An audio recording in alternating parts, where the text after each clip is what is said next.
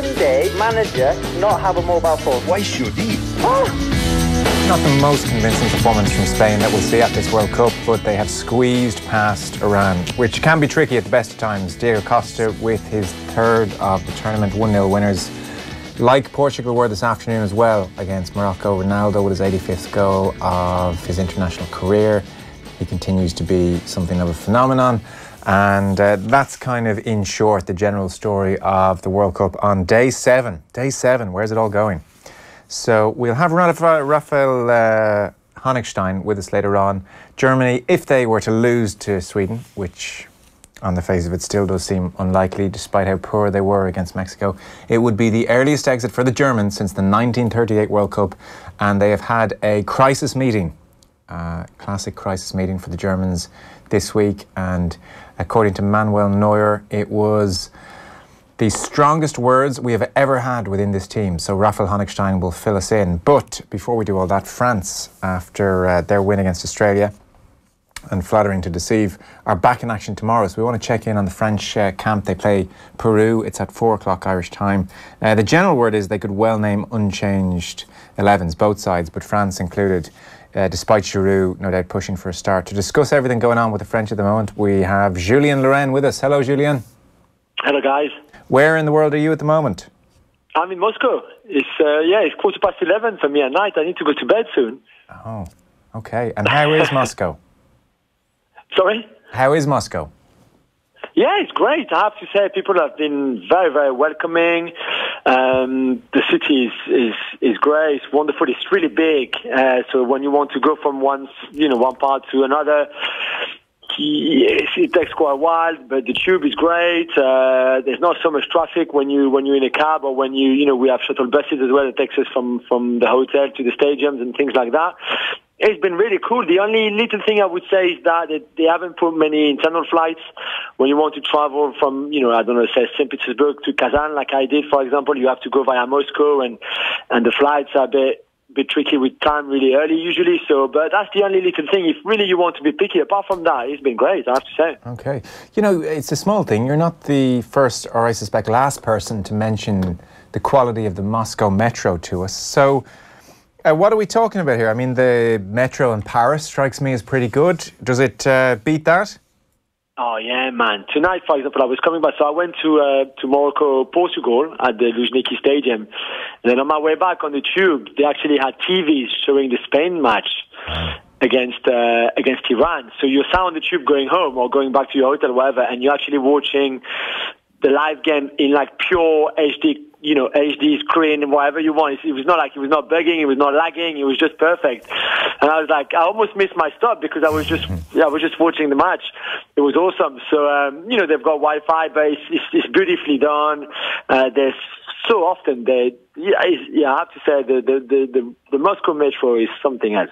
Okay, interesting. So let's talk France then. You had a quote that France did win against Australia, but Deschamps lost. Yeah, that's the feeling, really. He got everything wrong, pretty much. The only positive thing he did was to bring Giroud on with 20 minutes to go, and he had a very positive impact. He set up the goal for Pogba, or the Australian goal. And I thought it was good. That's why he's going to start tomorrow. But apart from that, I think Deschamps got everything wrong, from his formation to the tactics to the players he picked. I think it was a horror show from him. It was a horror show from France. They got really, really lucky to get the 3 points. And I guess that's the only thing we will remember from that game is that they got the 3 points, and that on that level at least it was a positive start. But for everything else, it was just not good enough. Okay, wow, okay. Well, look, everything wrong is a fairly big statement. So let's give some examples. What could he have done different? And maybe what has he done differently in the past? Is this very different France to what we saw from Deschamps in the qualifying? Yeah, I mean, the first thing I think is that he's been playing, against U-Boys, against Ireland since the halftime of that last 16 at the Euros in Lyon, where he switched from the 4-3-3 to a 4-4-2 formation, like a pure 4-4-2, 4 flat in midfield and 2 up front, Griezmann and Giroud, which got France to the European Championship final. They should have won, in my opinion. They didn't. But And since then, he's been always playing with that 4-4-2 that, worked really well, although the team in itself hasn't really improved, hasn't really built on that quite successful European Championship. And then suddenly, a month before the start of the World Cup, he decides that 4-4-2 is just not good enough anymore. He changes everything. He has 3 friendly matches in which he always played the same formation, which is a 4-3-1-2, with, in the first game against Ireland, Fekir as a number 10, behind Giroud and Mbappe. Then he plays Griezmann as a number 10. Behind Giroud and Mbappe in the last game before we fly over to Russia. So everybody thinks, okay, they've worked on that for 3 weeks. That's how he's going to play. Whether it was a good thing or a bad thing, we didn't really care so much. Whether it was going to work or not, the thing was they worked on this. That's what he wanted. The players were expecting it. Everybody else was expecting it. And then 2 days before the game against Australia, he decides to change again and go to a 4-3-3 with Kanté, Tolisso and Pogba in midfield, and then Griezmann wide with Mbappe and Dembele, and those 3 changing positions the whole time. So sometimes you had Griezmann in the center, then right, then left, and then Dembele in the center, then left, then right, same for Mbappe. And it was just a complete mess. It was a real mess. The players didn't like it. They didn't understand what he wanted them to do. They didn't know if they had to press high, to drop deep. They had quite a heated team meeting on Monday at the camp here in Moscow, where the players basically told Deschamps that we had no instructions. We don't know what to do. So the mood is not the greatest. And I think in his team selection, he picked 7 players out of 11 who had never played a World Cup match before. And I think that's far too much because, as we saw, the pressure gets to you, the tension gets to you, the expectation, even for someone, let's say, like Tolisso, who has done really well with France so far, who is one of the, not the most arrogant, but he has that sort of ultra super confidence he's French. On him. And even him, he couldn't play his own game. He couldn't be free. He really struggled with the pressure. And I think that, that was too much to have 7 or 11 who never played in a World Cup instead of having Giroud and Matuidi there, for example, to balance it a bit more. He went for too much youth, too much inexperience, and I think that cost us as well. Okay, so I accept what you're saying, and that does sound like a real horror show from Deschamps. Hey, very interesting that they'd have that meeting on Monday and the players are not shy in telling Deschamps that they think he didn't give them enough instruction and effectively got it wrong. I didn't realise they had that relationship. Deschamps didn't strike me as somebody who would take criticism too regularly. No, but I think he realised there had been a problem. They were so bad, and I promise you, it was probably even worse for us in the stadium than for you on television. It was so bad. But there was just nothing apart from the first 15 minutes where Mbappe has that first chance very early on Pavard ball through. By the way, the ball is not for Mbappe at all at that time. It's a ball for Griezmann that he overhits and that he ends up in the box for Mbappe. And then Griezmann has a half volley. There's a couple of things, but after that, it was literally dire. It was really that bad. And I think Deschamps realized, okay, something was really wrong. And I think the players, I saw Lloris after the game, and he said, and Lloris is usually very good in that, especially he had a great save, so, he felt a bit buoyant in he did his job and the rest of the team didn't. And he was like, we have to be all on the same page. We went on the same page today. We have to be 11 players on the same page. That would make life far easier for us than what we were today, because he said sometimes some were pressing, the others didn't. Sometimes some dropped deep, the others didn't. When we had the ball, there was no movement, or people were doing the same run. It was just a shambles. It was really shambolic. To a point that I've hardly seen one of Deschamps' French team like that in that much of a shambles. So I think Deschamps realized that's why he called up that meeting. That's why he took the criticism fairly well. That's why I think the players spoke up as well, because they knew something was wrong and you couldn't continue like this. So we hope that tomorrow there's a bit of a reaction from the players and from him in his plan and in his tactics, although I'm not seeing how he's going to do tomorrow. I'm not so sure he got the message. Right. And I mentioned at the outset, well, it was certainly based on the reports I'd seen, that they could well name the same 11 that started on Saturday. Are you expecting the same 11 then?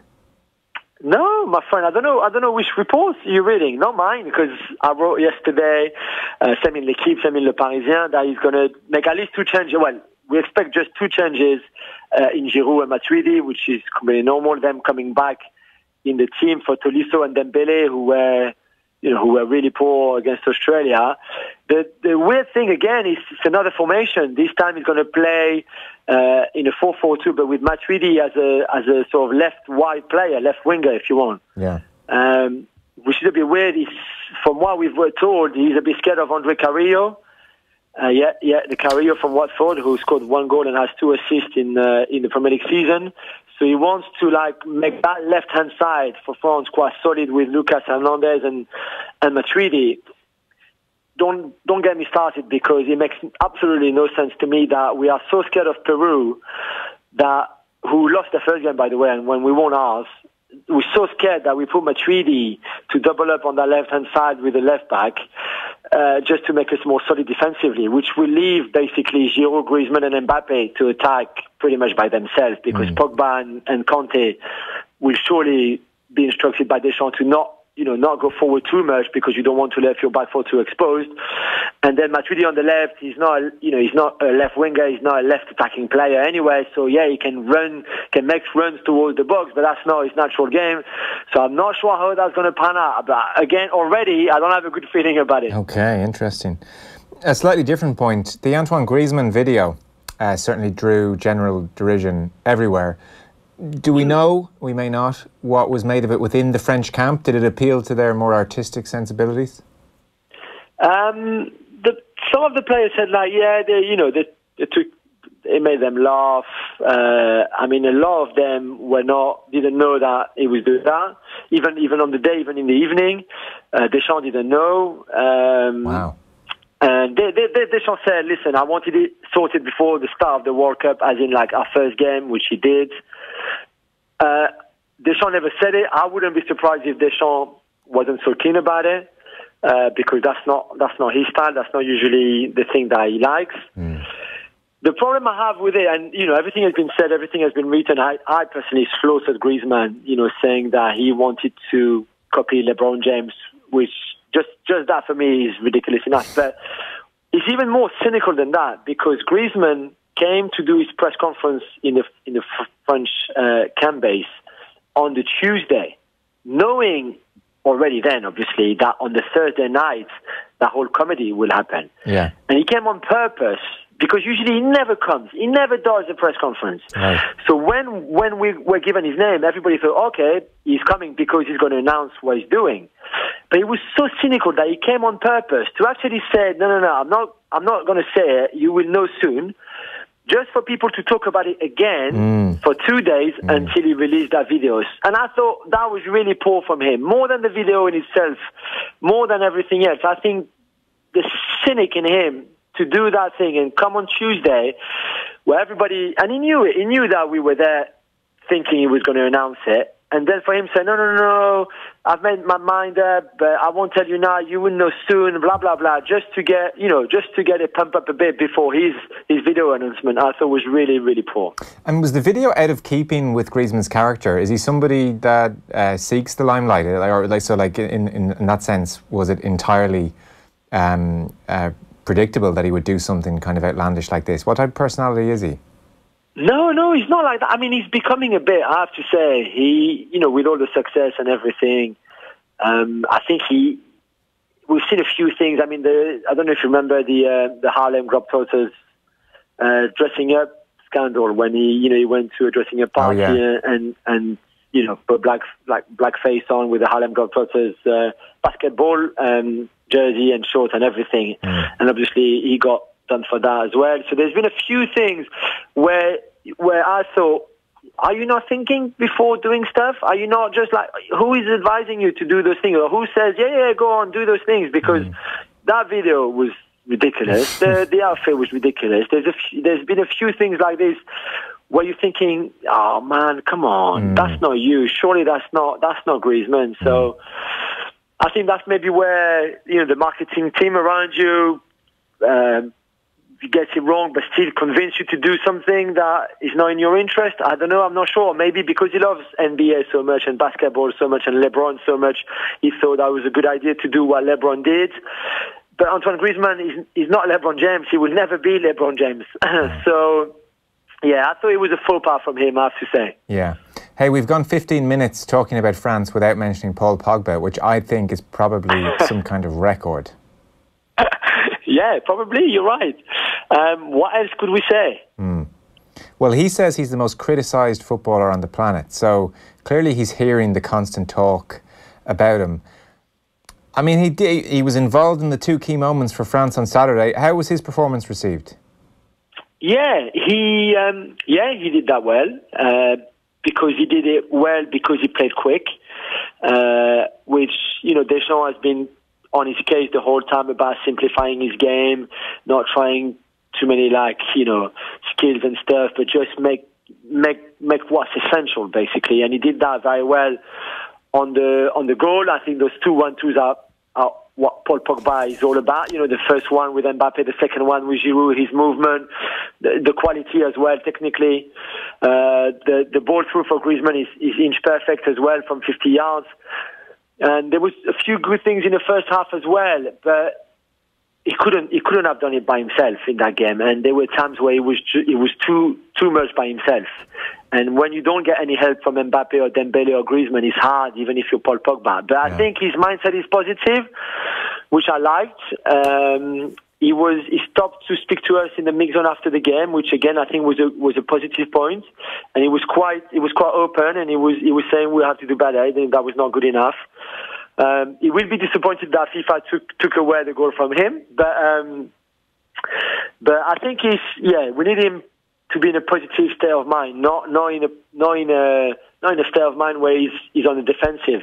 Yeah, if you see what I mean. So on that level, I think he's good. Tomorrow it's a huge game because Peru are good on the board, but they're also physical. So it's the kind of game that he doesn't like, where he might have to run after the ball a lot because they might have the ball a lot. And also when he's on the ball, they might rough him up a bit, which he doesn't like. So it'd be interesting to see how he does tomorrow. Hey, before you go, tell us about Gregory Dupont and his 14-page document. I knew you would love this story. It's good. I like the guy. For a long time, France didn't have a proper fitness coach. He was Deschamps' assistant. Guy Stéphane, who was doing the sort of fitness work and things like that. And sometimes they had some guys who were just coming just before World Cup, for example. But we didn't have someone like full-time focus, etc. Dupont came over, and he has good ideas. The water they drink has to be a certain temperature, depending on how warm it is, outside. He's, in terms of his, of the food they're eating, again, is all nicely written, depending if you need energy or depending on what kind of food you need, according to the stats they have after training and things like that. So, yeah, he's putting something good in place. The line they have, which I'm curious to have your opinion, is that they're saying that all the fitness work they've done so far is to get this team at its peak physically for the last 16 games. I buy that. So, so against the US, for example, in the last friendly match before coming over here, they had heavy legs. Against Australia, again, they had heavy legs, which is normal because of all the hard work they did physically. And Deschamps says that the smaller teams, do the preparation and the fitness work to be ready for that first group stage game. That's the difference. But because France had high hopes to go far, they can't do that. So they need to prepare the players for the last 16, which I'm a bit skeptical about it, I have to say. Are you? Okay. But, that's what Dupont's been working on. Yeah, you wrote about this. People can check out your piece about Dupont. I don't think he's doing anything necessarily which is out of the ordinary or revolutionary, but it is interesting to see the type of things that teams like France are doing. So, sleep patterns are obviously crucial. And you mentioned, depending on the exact temperature outside, that will dictate the exact temperature of the water they have to drink. The hotter it is outside, the cooler the water, obviously. And then, I guess it just shows as much as anything the level to which players are micromanaged and they take as much decision-making out of the players' hands as possible. So, he's marked the foods. Energy foods, rice, pasta, muesli. Protection foods are like vegetables, dark chocolate, dried fruits, or construction foods, which are proteins, chicken, turkey, and eggs. And you said after a long training session, the players have to have 2 foods from each category. After short sessions, they have to have 2 from protection and 1 from energy. It's really prescribed down to the last morsel.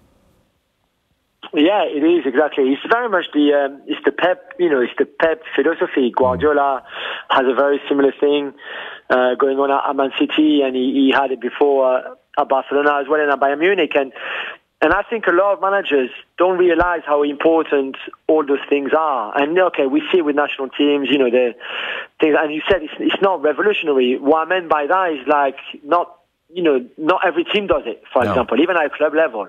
And you still see a lot of players coming out after the game, in the Champions League or something with pizzas or with sandwiches. Yeah. And Dupont, for example, is completely against those kind of things, even after a match. So I think there's still a lot of work to be done on that level, on what players eat before, after matches. They're -1 before the match, they're -2 before the match as well. And I think on that is spot on. And, it's too early to say, if that has had a positive impact on the team and the players or not. But you would think that it can't do any harm anyway. And that you would think, it would be positive. Yeah, even placebo effect, if nothing else, might kick in. So, Julien, thanks for all your time. We'll let you get to sleep in Moscow and get tucked up in bed, and we'll see how France go tomorrow. Thank you, guys. Anytime, Yes. Thank you. Thanks very much. Julien Laurens there, whose work is brilliant and well worth reading.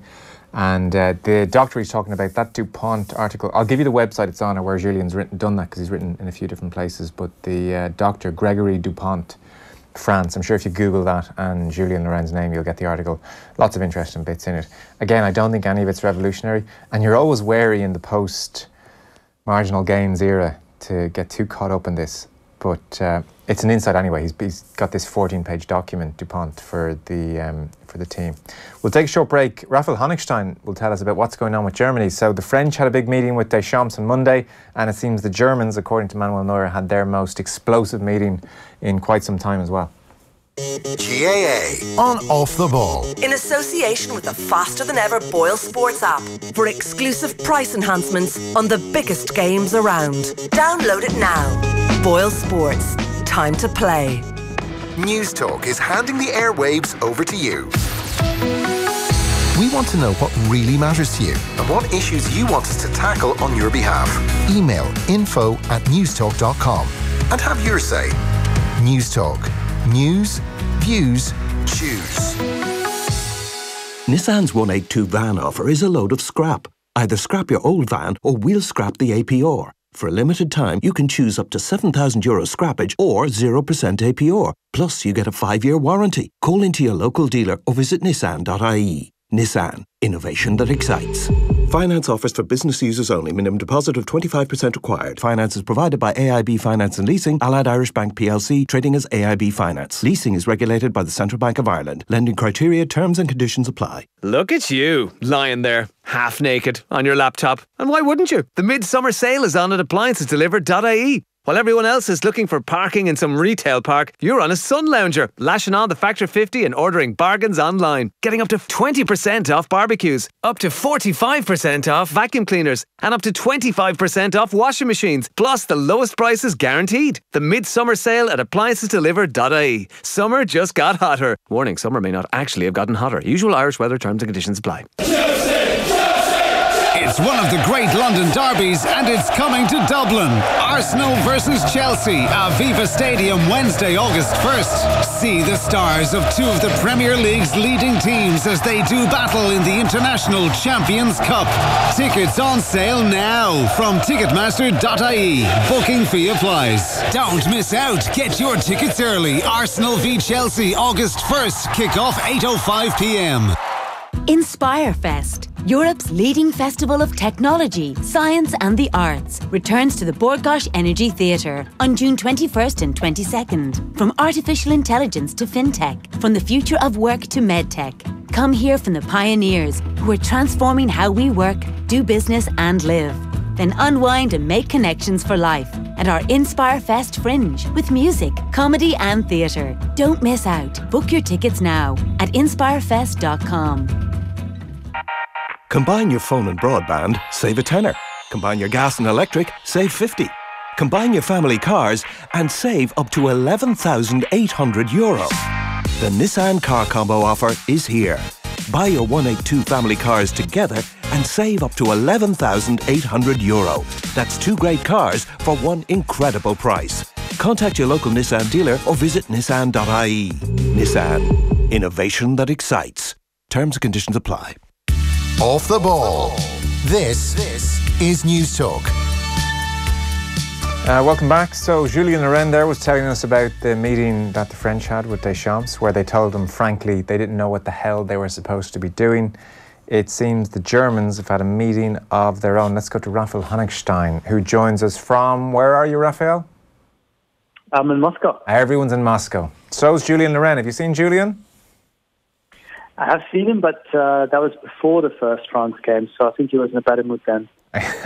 Well, he's tucked up in bed now, is Julien. Thank you for staying up late. The reports we're getting from everyone in Moscow are good. Julien's raving about the metro, likes the general layout of the city, and the people are warm. And I'm kind of pretty much struggling to think of a negative thing we've had from the various contributors in the show thus far. Yeah, no, I think if you're working here as a Western journalist or foreign journalist, full stop, you're having a good time. You are. Everything is easy, it's well organized, the food is really good, it's fairly cheap to get around. But I think you also realize that you're in a privileged position because you come back and you don't have to be afraid of what you're writing and how investigating, and you're not an opposition politician. So it is not really the full picture that you get from here. No, but they're organising the tournament, I guess, is the point.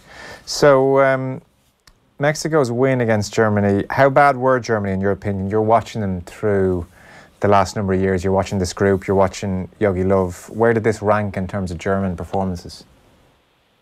I think when you're talking about a tournament performance, this was as bad as it got over those 14 years he's been in charge, or 12 when you start from 2008. I think, oversaw a game where Germany in the first half completely fell apart, could not react. They had prepared for a different kind of game. They had prepared for a Mexico team that were going to press high and keep the ball, and Mexico did the exact opposite, press deep, and then went straight for their throat. Yeah. And they couldn't react. They couldn't react during the game. By the time they sort of regained a bit of the control and a bit of organization, they couldn't break them down, and it must rank as one of the really poorest performances. I think if it was just a one game, you wouldn't have had such a big fallout. But because you've had these two friendlies where Germany had shown almost the same kind of problems when it comes to lack of organization, cohesion, no cutting edge in the final third, really slow to get back.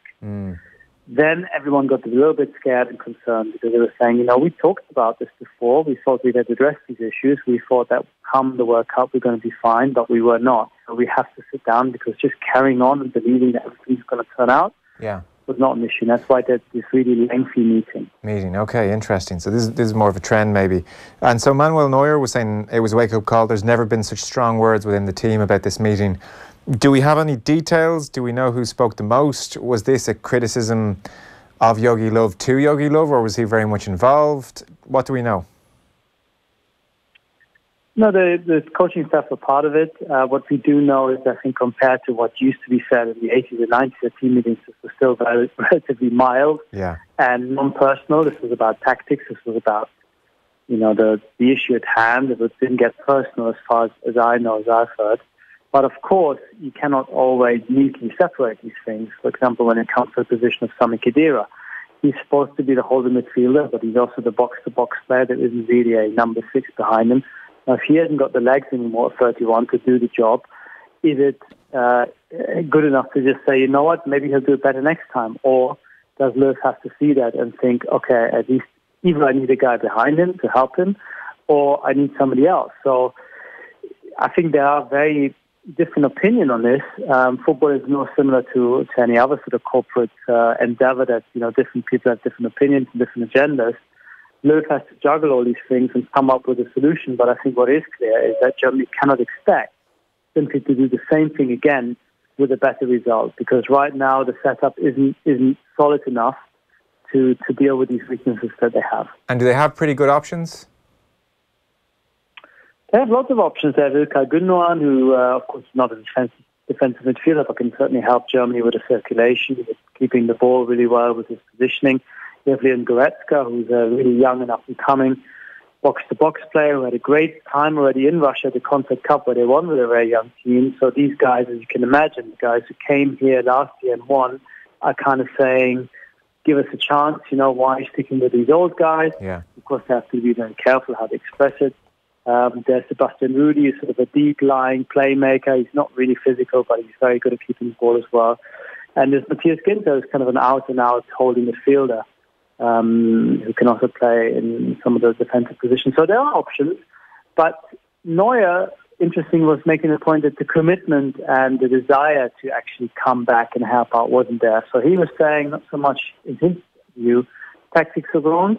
He was saying that the application was wrong. And of course, that just adds another sort of dimension of complexity, because Löw has to figure out, are these guys who've already won the World Cup, are they as committed, are they as hungry to work for the team as the guys who are perhaps coming in and have it all to do for the first time round?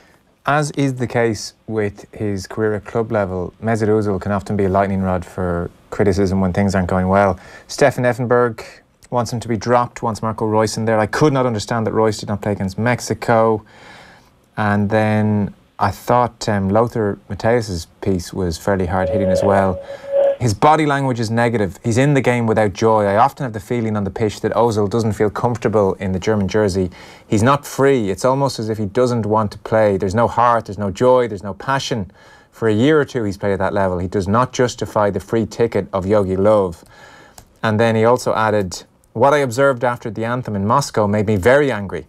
10 German players waved into the audience, giving the fans a sign. Only Ozil didn't. This makes it obvious to me he doesn't understand why there are such great discussions in Germany about him. He is unaware of what people in Germany expect from a national player. I wondered whether that was there an underlying criticism of Ozil's ethnic background and his lack of understanding of what it means to be German and he's representing the Germans. Quite possibly not. But that point about, no heart, no passion, there is something in Ozil's performances or body language or demeanour which tends to draw that type of criticism. Yes, because I think it's an easy way to get at him, and this is not something that will come as a huge shock to Arsenal fans who've had similar discussions, of course, in the past. Ozil exudes that kind of vibe, and things don't work for him or for the team. He does, his shoulders do drop, and he does seem a little bit lost. I don't personally think that he was the issue. I think Germany had other problems. I think he was one of the few players who actually had a pretty decent game. Of course, he wasn't at his usual standard, but then it was difficult because everybody else was having a stinker. But this is what Matthäus is saying, what Effenberg is saying, and these are guys, who did all sorts of really horrible stuff in their days as players. I mean, Effenberg was sent home from the World Cup showing the middle finger to German fans. So, it's a little bit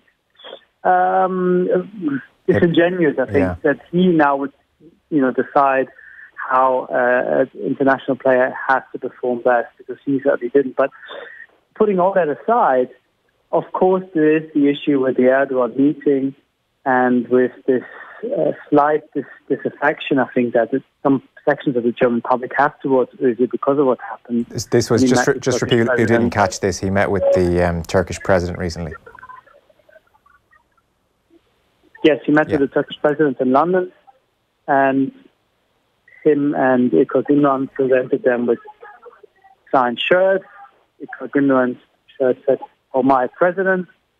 And this is a guy who repeatedly refers to the German government as Nazis, who's imprisoned German politicians, who's imprisoned 50,000 of his own people. And because there's a huge Turkish community in Germany, this is a much more sort of immediate impact on German public life than if it was, let's say, the Nigerian president or, some despot in the Middle East. This is a guy who's next door and who's seen as somebody who's really not a friend of Germany. So it was a very complex, very complicated and very problematic meeting.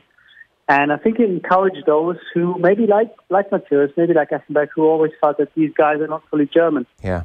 But there's a football thing, and that's slightly disconnected. There is this, I think, this sense that, as you know, if you follow the Premier League, that people don't like players who don't sweat, who don't bleed, who don't, run and rush into tackles. And Özil's never going to do that. And unless he produces, that is the way that people will attack him, and that's not going to change. Yeah, a Terry Butcher bandage might do the trick if he could engineer that somehow and play through the pain. So, and what about Yogi Love? Because we had Keith Andrews in here co-hosting the football show last night, and he's doing some punditry with Didi Hamann at the moment. And he was asking Hamann about Yogi Love and where he stands in terms of criticism or pressure. And certainly Didi Hamann's view is that Love has so much credit in the bank that he's about 1 billion miles away from real pressure. Is that the case? Is that how you see it too? I mean, it depends how you define the pressure. He's under pressure anyway, because people think, they've won the World Cup, and anything but winning the World Cup again is a sense of failure. But I don't think he necessarily really cares about that so much. I think he is not in danger of losing his job, if you want to talk about pressure in terms of job security. Yeah. But of course, nobody wants to go home from the World Cup early. That's never happened for Germany, to go home after the group stage since the modern format was introduced. So it would be a huge disappointment, an embarrassment, really. So nobody wants that. But he's won the World Cup, and he's never not finished below the semi-final stage. So even if they were to have a terrible season, I think there is no one really within the FA who's going to put the finger of blame to him. Okay. I think the players would get most of the criticism. Okay. All that said, and everything that's gone on thus far in the Mexico performance, you still kind of fancy Germany to sort this out, I would think, and to reach something very much approaching the semi-finals finally. Well, one would hope that they cannot possibly play as badly again, and that also Sweden, who are big, strong, were fairly slow, will not pose the same kind of issue. Sweden will be as deep, if not deeper, than Mexico, but cannot, I think, have quite the legs and the ability to pose as many problems on the counter-attack. And South Korea are not the greatest side. So really, Germany should do it, but of course, Russia comes into it. If it's 0-0 or Sweden somehow will score the first goal, then you will get players in their mind thinking, what is going on here? Are we going home? And I think that might pose a real test for the mentality, something that this team has not experienced. Of course, they're all making the point. In 2010, they had to win the last game, at least get a point against Ghana. 2014, they needed at least a point against the US. So they've been in pressurized situations, but not in such negativity. So I think they're trying now, listening to Miller today is very impressive in the press conference, they're trying now to kind of reframe the issue and say, okay, we know our mistakes, we know what to do, but let's not forget who we are. Let's not forget that we are a tremendously gifted, strong, powerful team that have real quality, and let's make sure that we connect with who we are.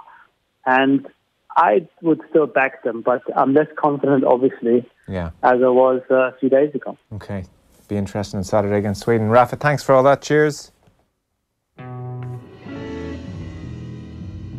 remember lying back, pillows on me bed late after, and looking up the top of my wardrobe, stacked with boxes of Moro bars. Batch loaf, not the heels. And butter's another thing. Over the last couple of years, I've gone back, because I wouldn't have tasted butter for about 15, 20 years. Yeah, bread was a big thing for me when I went over to England. I missed it. Vienna rolls, toast.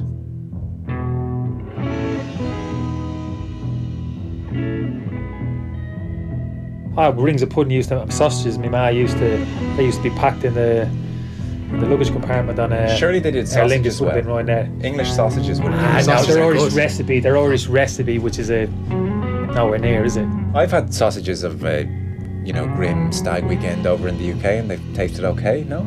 If they're sausages in a Grim Stag Weekend, Joe, you want to be able to savour the sausage. Ma bring back the batch cut a big heel, open up, eat the heel, flip it over, go for the heel down the bottom, wrap it back up again, flip it back over, put it back in the bread bin, so nobody's aware of it until they dug down right at the end. Although there's something nice about toast, putting the butter, if a cold slab of butter on top, and just watching it work its way across the toast slowly. So true. As God intended. No, just Vienna, that fresh bread, not going to the Super Queen, the bread coming out. Breathe it in.